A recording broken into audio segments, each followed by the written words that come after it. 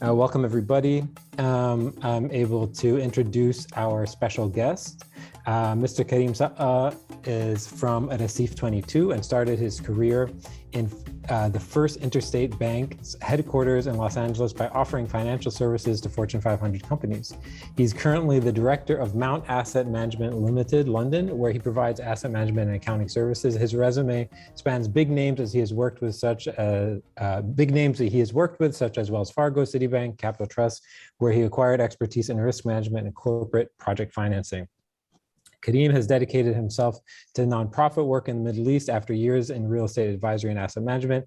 Inspired by the Arab Spring, he started Raseef22 in 2013, an independent media platform presenting news and views relevant to the Arab world.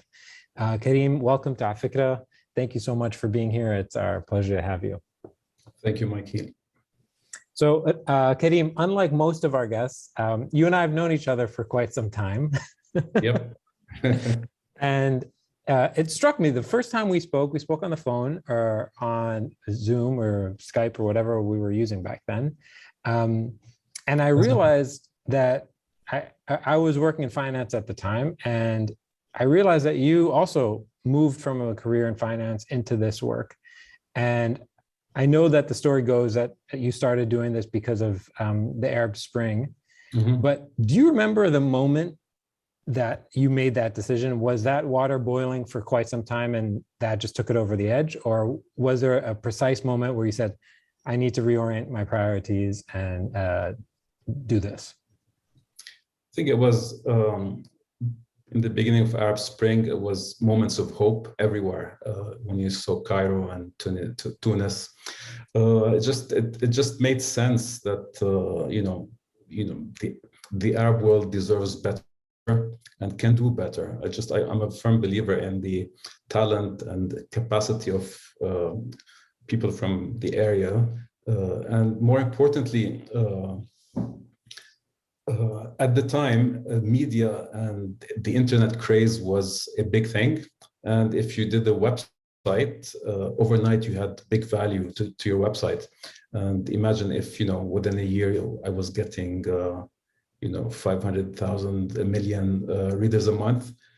Back in the day, that was very valuable. So I went into this really thinking of media as a publishing platform. Of course, I was interested in Arab Spring and interested in all the things that were happening. But the idea back then was an infotainment website for a prosperous, happy Arab world, which obviously didn't materialize. And we've been online for 8 years and 3 months and 3 days. I count the days. And in those days, we've evolved from that concept, which is a website. This is what they called them back in 2011, of great value, into really a house of activism that's very vested in many issues that happen around the Arab world. With the idea, we're not a house of activism per se, but this is what drives the editors and the journalists. And this is what drives me personally to keep going and to keep funding this personally, partly at least. So that's the evolution of Raseef22 in a nutshell.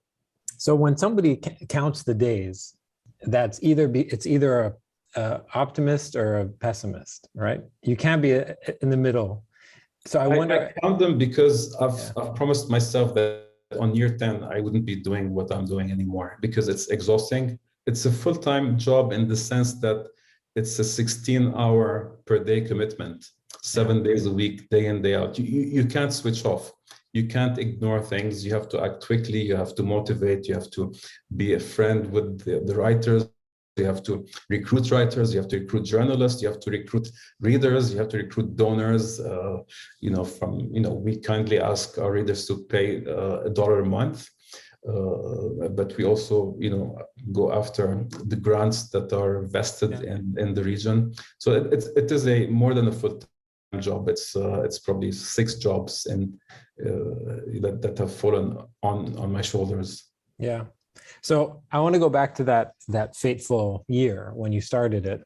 What was the best piece of advice you got that sort of pushed you over the edge? And then alternatively, what was now in retrospect the best criticism and warning that you did not heed? That you thought, nah, but now 10 years later, 8 years and 3 months and 3 days later, you're like, oh, they were right about this. Actually, yeah, one person really was right about this, now that you mention it. It's Jamil Mroue, whose father founded Al Hayat. I met Jamil before we went online, and I told Jamil, this is what I have in mind. He said, don't do it. You will never break even. I mean, and I'm talking during the internet craze, when eyeballs were very valuable. He said, don't do it. It's a big headache. It's not, I wouldn't touch it. I wouldn't even want to advise you on it. So with hindsight, I remember Jamil's words once a year.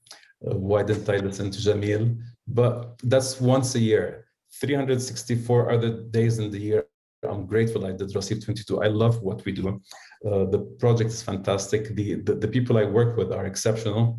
We produce great stuff.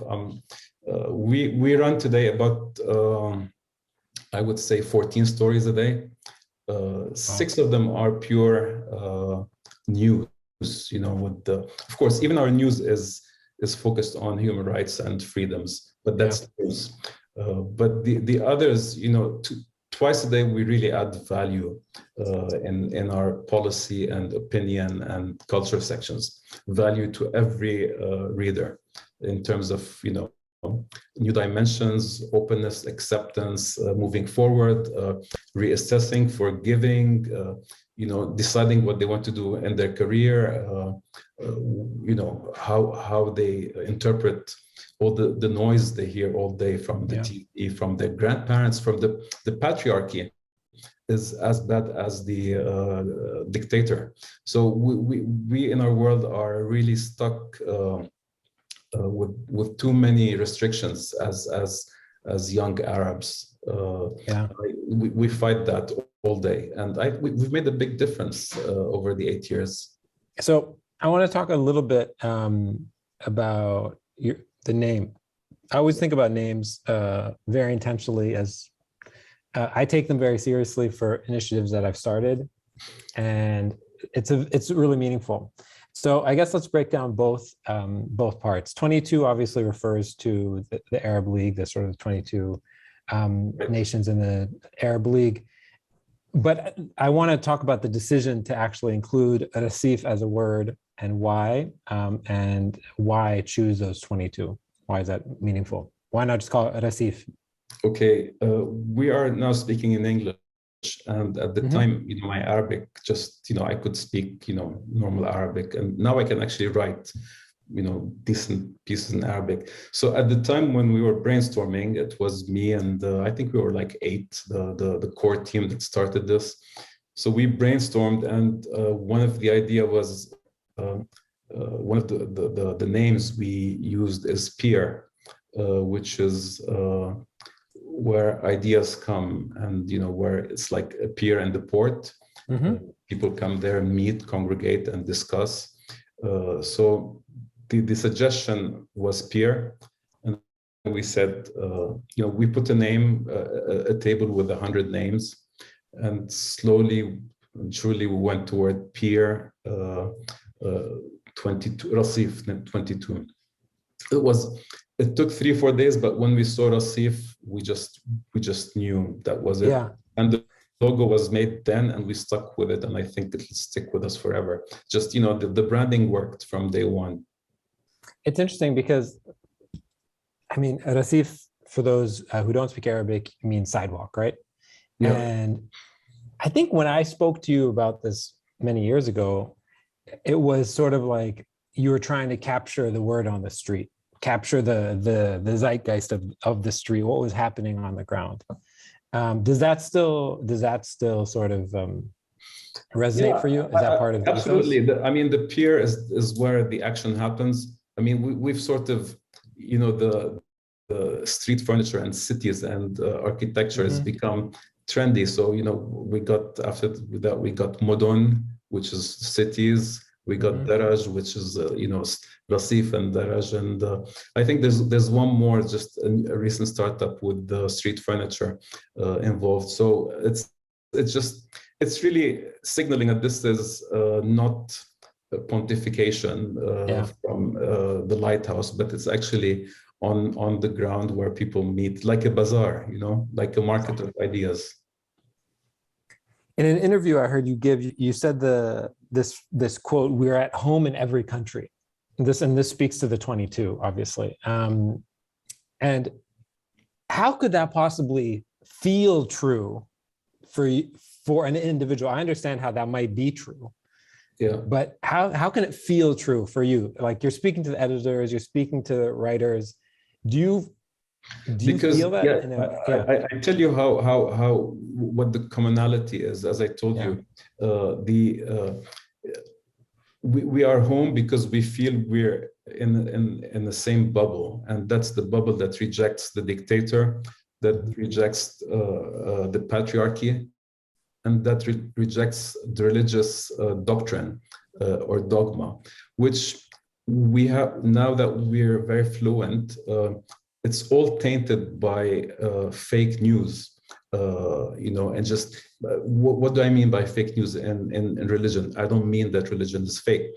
I mean the interpretation that we live in, for example, today under the current currents are very tainted by the new Islam, which has been with us for like the last 80 years. I'm not going to label which kind of Islam because we don't want to exclude people, but and that's part of our thinking. Why should I take the explanation of so and so when I can choose the explanation of so and so? So this is one thing that unites us. The other one is the patriarchy, and I think the patriarchy is the biggest enemy here to young people. I mean, we focus on young people, young meaning 18 to 34. It's our real consumers. It's our biggest segment. So we feel at home because we only work with journalists and researchers who believe in this and see eye to eye as why dismantling these three barriers is very crucial for a renaissance of the Arab world, the youth of the Arab world. Has the readership gotten older over the years? Have you seen 28-year-olds who now become 36-year-olds who are, that are outside that demo, but the content has matured to account for them?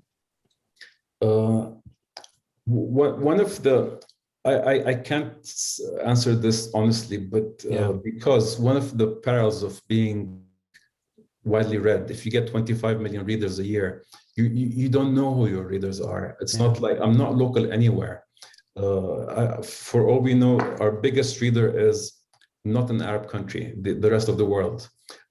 It's the rest of the world, then Egypt, then Saudi Arabia, then Algeria, and then Lebanon, Jordan. So it's that's the way it goes. It's imposed on us.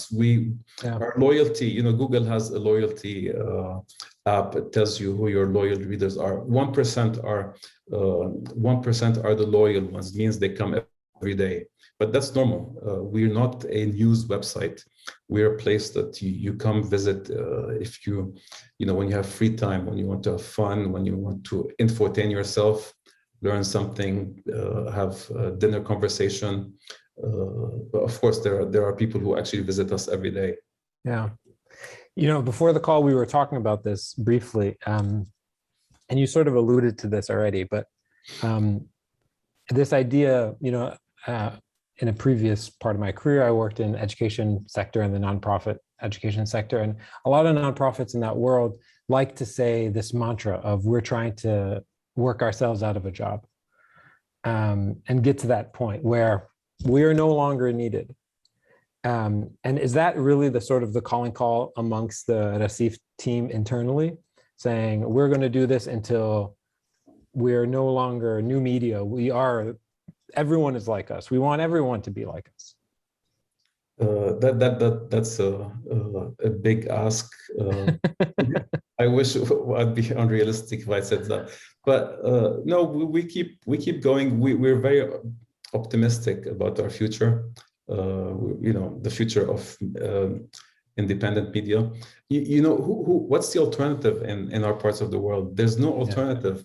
It's either party owned, government owned, or religious owned.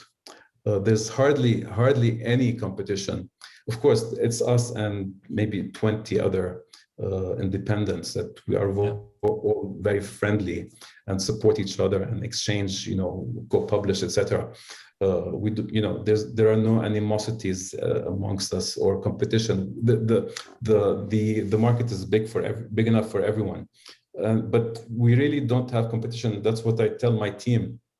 We have no reason not to double in size every year. There's nothing out there that's independent, that's not amplifying the voice of this government or that government or this cousin versus the other cousin. It's just like it's insane. What we have to live with, and it's mostly because advertising is in a monopoly that corruptly channels all ad revenue to the state-owned media. Otherwise, they don't let them operate, and it's just it's like everything else in the Arab world. It's corrupt. It's people just don't see the wrong relationship between publishing and advertising and consumer behavior, which is necessary for funding media. Media has always lived off ad revenue. So now it's and that's how they stifle us from growing bigger. Yeah. There's also a fourth estate, right? There's the party. That's the best part. Yeah. Well, I don't mean the fourth estate as in the media, but there's also there's this fourth one, which is, I think you said religion, media, religion, patriarchy, sex, and sort of no, not sex. No, SECTS, sex. Yeah. Right. But there's also another funding source, which also dictates editorial vision and sort of agenda, which is the sort of like international community and agencies. And how do you manage that as well, to sort of maintain a sense of independence in that environment as well? I'm proud to say we work or we are recipients of grants from currently 9, let's call them infidel agencies, as we are called, every day when people tell us we are بوق العمالة أو الماسونيين أو الصهاينة. We received 9 grants. Not once we've only been getting grants for the last 4 years, or not once have we gotten any feedback, positive or negative, on any content we published, and we publish a lot. We just get told that we're doing well because they renew it. We're so ethical, we wouldn't even discuss things before publishing them. And on my personal Facebook account, it says very clearly, برتقال العودة لبرتقال يافا. I mean, that's the key point, which is the until recently was the drug of the masses, and this is what killed every discussion. I'm a full subscriber of that discussion. Alas, things have moved on. It's been 70-something years, but to me it's very important, and that's how people poke you. You say, you're getting money from an American institution, they're helping Israel. You're getting money from they're mostly American institutions, but we're very attached to the Palestinian cause and the right of return for me. Yeah. So speaking of this is related to sort of the next question I want to talk about, which is this idea of journalism versus media. And this is something I know that you spend a lot of time thinking about, and all the smart people in the sort of new media space spend a lot of time thinking about this. But for every one follower you have on your platform, a sort of straight entertainment media platform has 10 followers, right? And so it's so much easier to entertain than it is to inform, but there's a balance. And how do you guys see that balance? How do you manage that balance? What is your approach to sort of journalism versus media in this evolving landscape? Good journalism is critical for us to call ourselves a media, because you have to have a weekly hit in journalism, which is vested in investigative reporting, things that are relevant to a wide section of your readers. Where you dig stuff and uncover things or inform them something completely new to them. Of course, media, why do we call ourselves a media? We are a media because we are technology reliant. I mean, this wouldn't happen without technology. So media actually is a relatively newer term for what we do. Rather than publishers, we are a media company because we need to entertain to retain.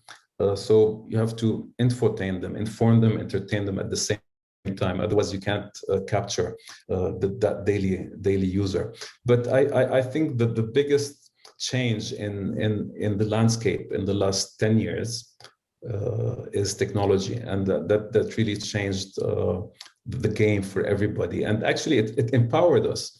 Without technology, where would we be? We'd be still reliant on reading Al-Nahar and Al-Ahram and Al-Sharq Al-Awsat, Al-Hayat, possibly, for the whole Arab world. Just when you could get a hand on a copy, if you had enough money to spare, what was $1 a day at the time. So and that's media for you today. It's just it's a combination of everything, but it's underpinned by investigative reporting, and today it's also underpinned by gaining the trust of your readers that you're not peddling fake news, or you're not partisan in stories. When you cover a story, you really should cover both sides of a story. And we don't take any sides in the Arab world, no sides at all. Hence, you've seen we have Raseef22 Persian, which is the latest addition to our pages. I mean, I would have never taken, if people might think we're taking the Iranian side. Personally, it's quite the opposite, but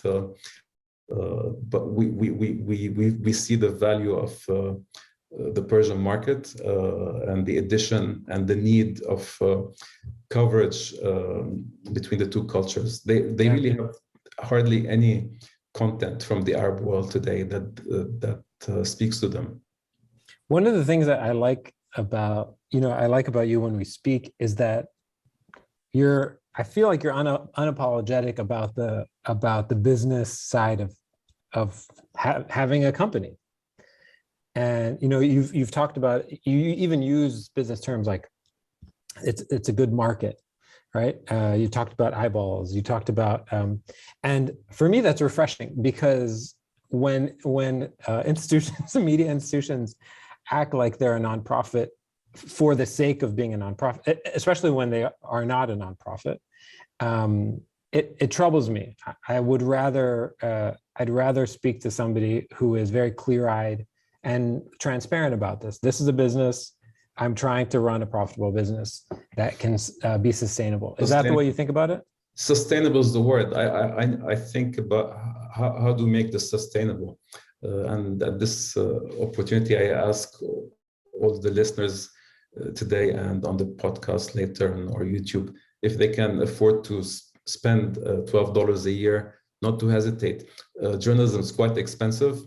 We cannot rely forever on grants because it's strong. It's just we are given grants grants, so we become sustainable. It's the grants are not handed out to us, except in the knowledge that it's going to help us become sustainable.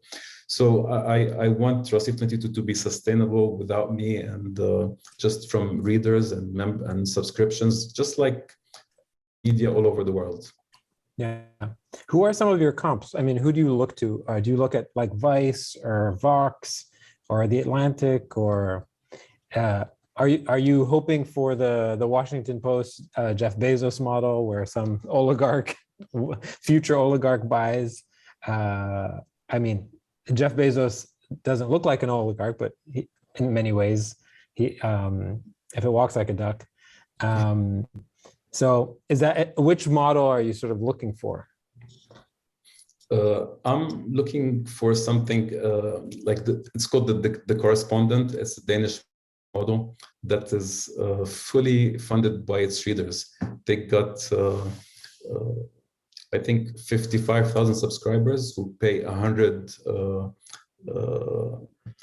euros a year to subscribe. For Europe, that's not a lot. And they get the 6 million budget, and they run fantastic stories designed for the Dutch market. But I mean, Dutch or Danish, you said? A Danish market. Yeah. The difference is we're pan-Arab, so we will never be. But that's interesting, because Denmark has like 10 million people, right? Even less, probably. Yeah. Yeah. So that's Cairo. Yeah, not Scandaria. Scandaria, exactly. The difference is, I think Raseef22 can have a core audience of 1 million people around the Arab world who believe in human rights and the freedom of speech and the freedom of movement and freedom of faith and all these freedoms that we advocate for daily. So we are building that infrastructure of a club that has members that want the word to go on and share the content and encourage their own circles to support us. All the money, I mean, we are a not-for-profit for now. All the money goes to journalists and video producers and editors and bloggers, and who really need this money. I mean, $70 or $80 make a big difference in someone's life in Mauritania or in Syria or in Lebanon. It's a fortune now in Lebanon when they get $80 for an article they wrote. So we are actually helping create that new class of journalists that actually gets well paid for the. I mean, 80 is not well paid, but for us it's well paid for our means. Yeah. It's very important, especially given the quality of the education at the universities and the schools of journalism. They really have really stalled in progress. I'm pretty sure in the 50s and 60s, from what I hear, they were fantastic schools all over the Arab world, journalism schools. But now you get these students who've never actually written a piece. We train students for the French, on behalf of the CFE, the agency of the French government. We currently have a few trainees on production. They're fantastic from the local universities in Tunisia, Jordan, and Lebanon. That's the program. They spend with us 4 or 5 months. They learn more than they did in college. It's because of practice and what do you call internships and mentoring is very lacking in our part of the world, mostly because the media institutions don't care if they have readers of their papers. They're state funded anyway.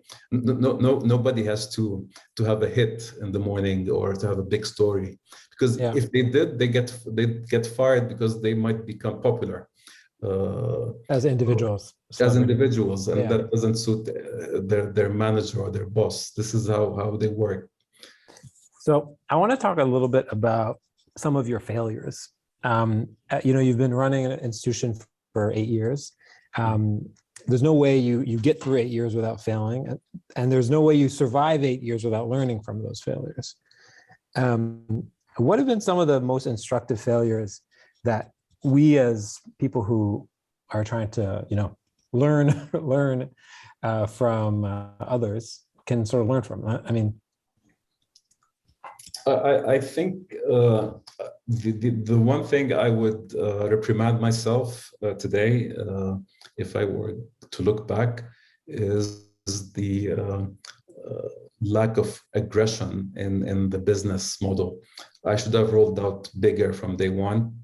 But then again, 8 years ago, this was a little sidekick of a hobby that was really designed to infotain and amass the largest number of clicks. So this evolved along with the industry and along with Arab Spring and along with the tightening of the world we live in. And I mean, we can't complete this discussion without referring to our journalists who do all the work. From my favorite these times are bloggers who are just rushing to us with fantastic stories, like a dishwasher in Erbil who can't stand the smell. My biggest hit was a blog from Dr. Mohammed al-Baradei, the most eminent scientist in the Arab world, and who gave us a fantastic piece last week. What was it about? It was about hope for the Arab world and how we cannot take shortcuts and how we have to work hard and persevere and change the way we are thinking. It's a great piece. We translated it to English because people like you might not read Arabic. Yeah.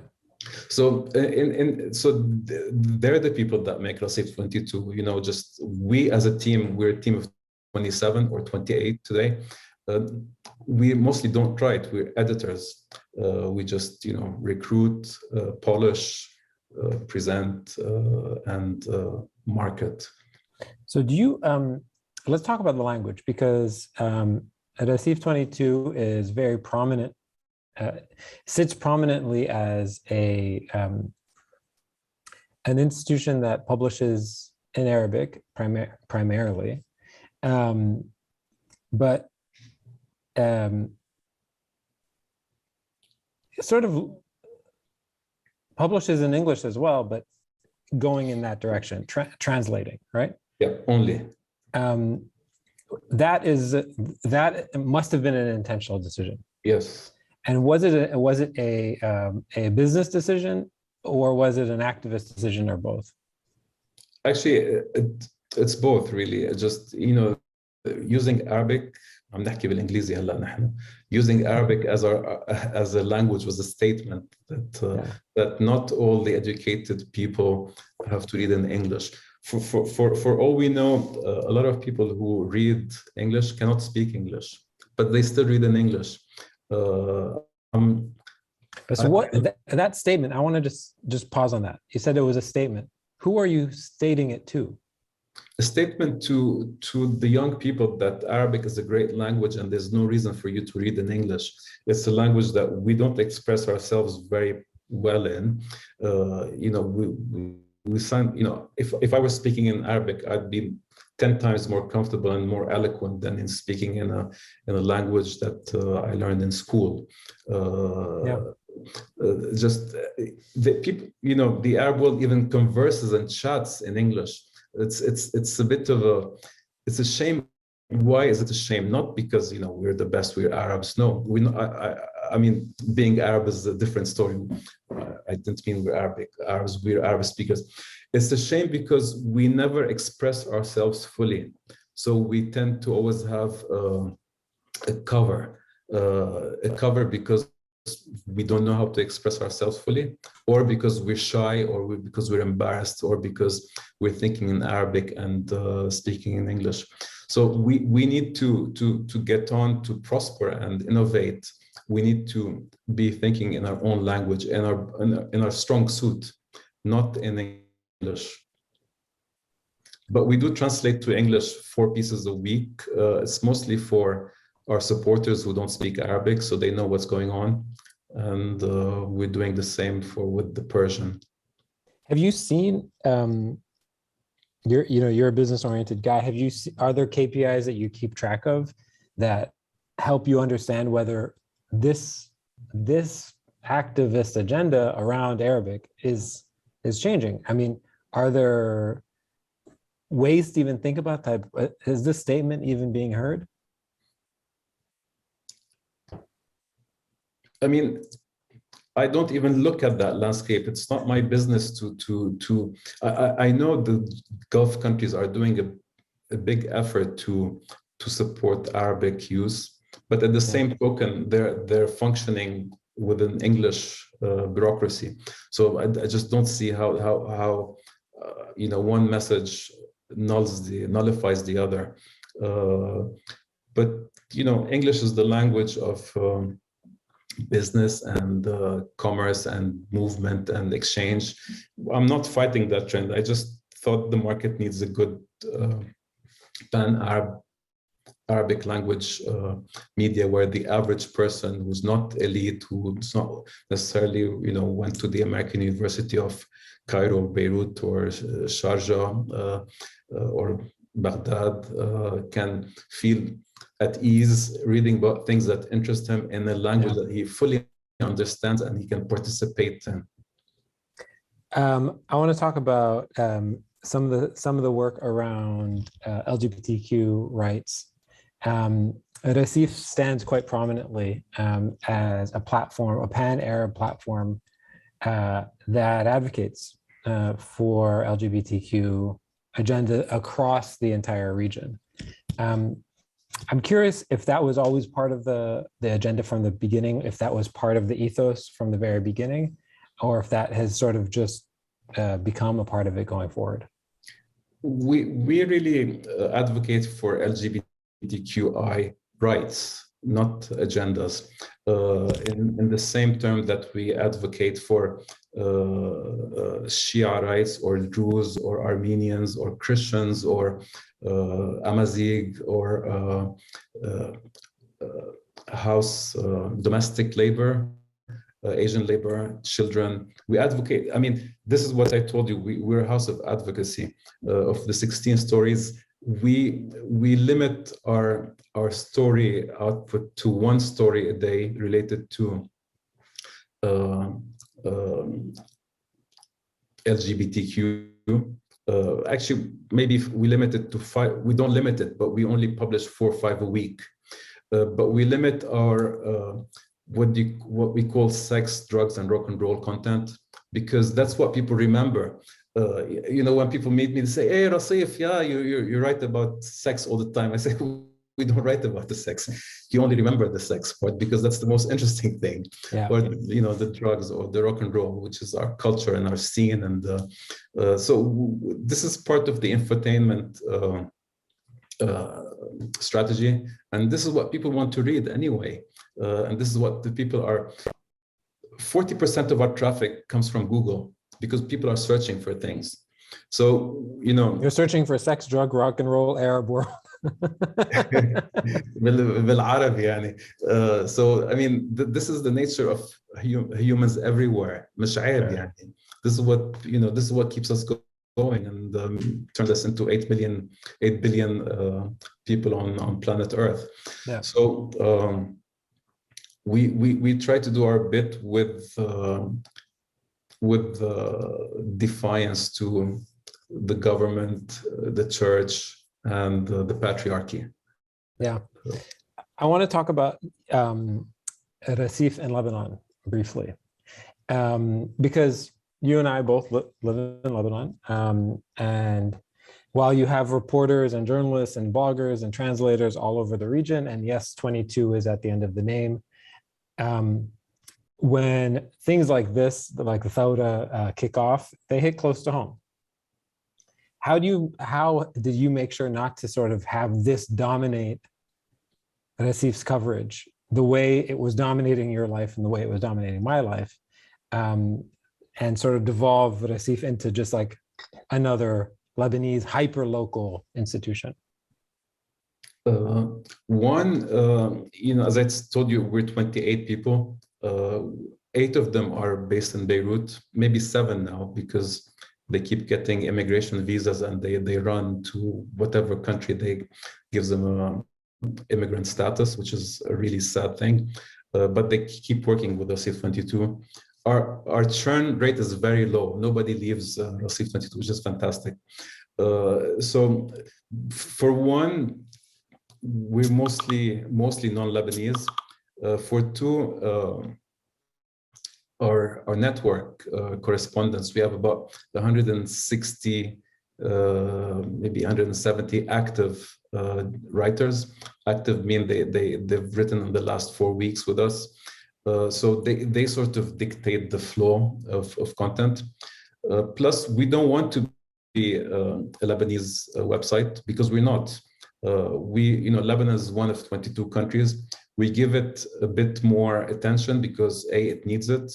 B, it's our hometown. But Lebanon doesn't make it onto the pages more than Egypt or Saudi or Morocco or Iraq on our pages.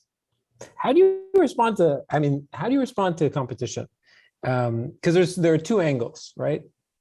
Angle 1 is, hey, amazing. Yes. We need more people in this fight. We need more comrades side by side, running in the same direction. Yeah. But at the same time, they're stealing eyeballs, and they're also stealing journalists, and they're also stealing grant money, and so there's both sides. How do you personally respond to that or react to that? Yeah. My biggest fear was about 5-6 years ago when Vice decided to launch Vice Arabia. Yeah. I thought we're finished, and then it took a year before, Vice Arabia turned to be rubbish, basically, for very good reason. They just hired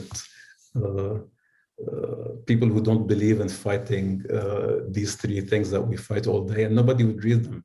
Who would want to read somebody who replicates your local shitty magazine? So Vice fizzled out, and so that was the only threat we ever felt.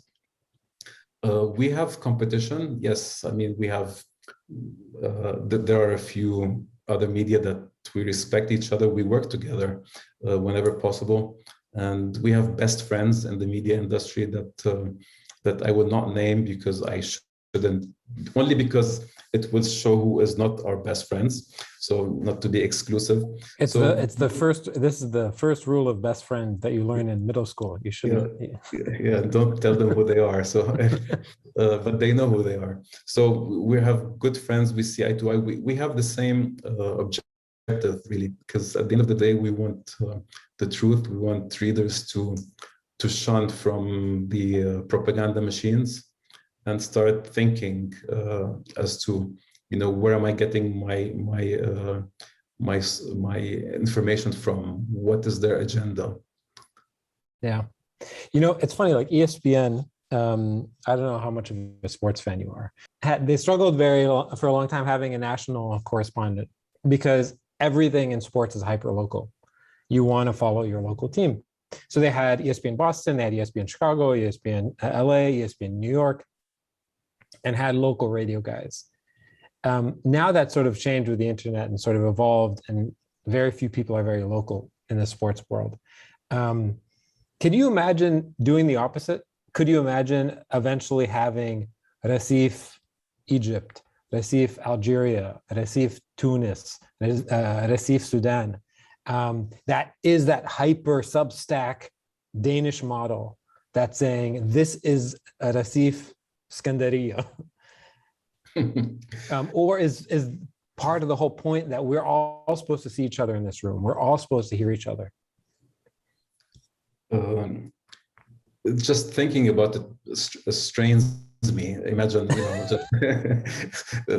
just expanding is a killer. I need to be consolidating rather than expanding. Just not really. No, we don't want to be local. We can't. I'll tell you why this is an easy answer. Because sometimes there's a show in a city, like let's say an important show. Everybody knows Etel Adnan died. Etel Adnan was an important artist. Had Etel Adnan had a show in Beirut, we couldn't really just cover it before she died, because she was important only to a few people who didn't know her. But the Library of Alexandria, when it opened, that's a pan-Arab event. This is something we cover. The idea of what we cover and what we don't cover is very obvious to us, because we know what's relevant to the Arab world, or the regional at least, and what's hyper-local that should be covered by the other independent media, which are local, or the mainstream media, or what currently is social media covers everything for you. And just you put that Etel Adnan on Twitter and you get all the photos of the exhibition last night. We're too slow to compete. And yeah, okay. Time is running short. I just wanted to say that thank all those who are listening. I see Hani Jisri and Sami Tamimi, who are both very dear friends. And thank you for your support. And I'm always looking for great journalists. We pay them, not just freelance contributors or free contributors. That for the opinion section, that's free usually. And I'm always looking for great journalists too, from section editors to country editors. So we are still looking, the Africa Circle is, the most vested circle in knowledge in the Arab world. I respect all you do. It's fantastic, really. What a pleasure to one day sit and go through your all the shows from 5-6 years ago onwards. It's a great job you're doing. Thanks, Kareem. So we have 3 questions from Sami, then Sam, and then Hani. Sami, I see you're unmuted. If you want to ask your question, go for it.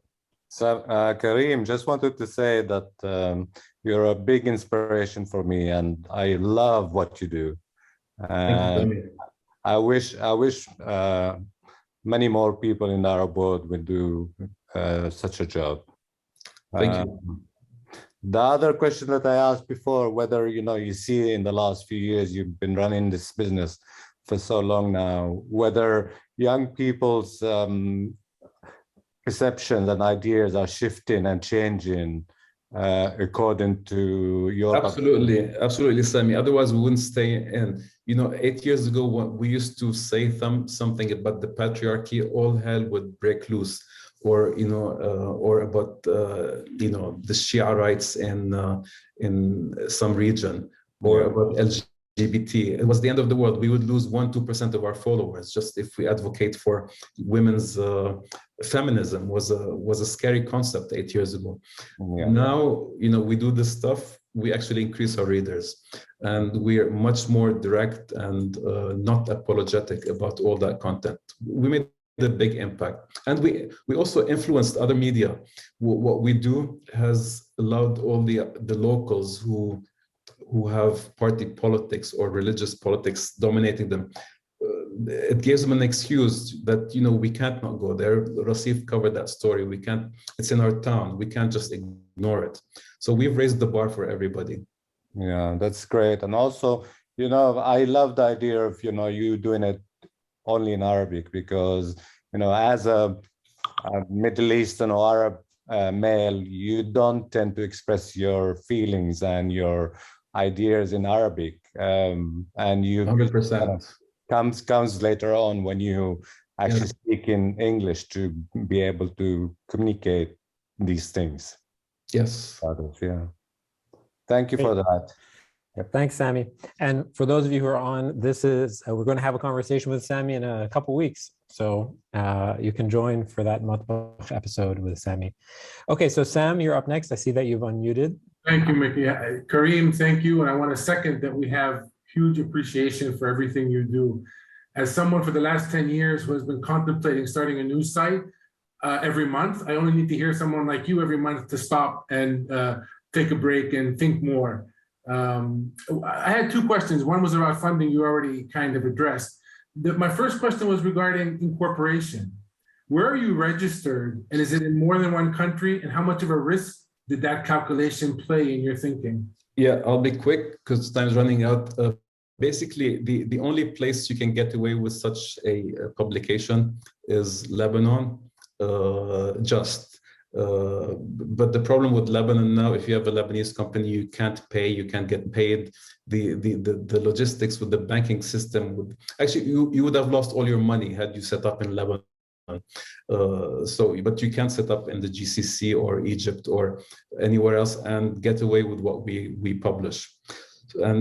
But Beirut is home for us in most ways. It's still home. But we've had to register offshore to keep operating and keep paying the journalists and stuff outside of Lebanon. Thank you. Okay, I promised Kareem that I would get him out the door at 5 to the hour. Sarah Khalifa wants to ask a question. We have two questions left, Basani, but Kareem, I'm worried that I won't be able to honor my promise. 3 more minutes, that's fine. Sarah. Okay, so Izahik, then Hani, and then Sarah. Hani, you want to unmute yourself? Hi, Kareem. Just a quick question. So have you ever faced like backlash from organizations or from governments? Because sometimes you publish about topics that are still seen controversial in the Arab world, like sexuality, LGBT rights, and feminism. So I just wonder, like, if you faced something like that and how you dealt with it. Not really. We face campaigns that Raseef22 is owned by Qatar, and the next week Raseef22 is owned by the UAE. It's the same, 5 people circulating rumors whenever we publish something they don't like. So that's as worse as it gets, calling you an Emirati tentacle, اسمه أفاعي عزمي بشارة يعني, the snakes of Azmi as a Qatari, or calling you Emirati. I mean, that's as silly as it gets. But no, we don't, because we don't listen. I mean, it doesn't matter. They know not to get into a conversation with us because they will lose. Because we're not. This is not our story. This is a public story that we're covering. Great, Sada. Thanks, Hani. You want to ask your question real quick? Yeah, I got you. Okay. Hi, everybody. Great discussion. I hope you have a video afterwards so I can pick it up from the beginning. I just wanted to actually congratulate Kareem, because honestly, what he does is unique for the region. And he took me on when I started writing stories during the pandemic and before. And I just wanted to say that it's a great platform, and I really want to see it grow and grow and grow until it becomes essential viewing for everybody. And I'm so happy that he made that investment in people and in the area, because there's so much censorship of the news and information right now, and you keep it really honest and clean, which is really rare. And it's, I really admire you for that. And I'm hoping to write you one when I get unblocked. Please do. About the art of Ahmed Morsi and his poetry. We'd love that. So it's something, light and interesting. And it's about a sort of successful Egyptian man who is finally getting his recognition at the age of 91. Great. Thank you. Thank you. Thank you. With that, that's a great segue. Please check out the YouTube page, the Fikra YouTube page, and the podcast. This conversation will go up in a few days. Kareem, I've always looked up to you and the work that you're doing, so thanks for joining, and I really appreciate your time. Thank you very much, and until soon, I hope. Yeah. Okay, everybody, enjoy your day or your night wherever you are, and we'll see you next time.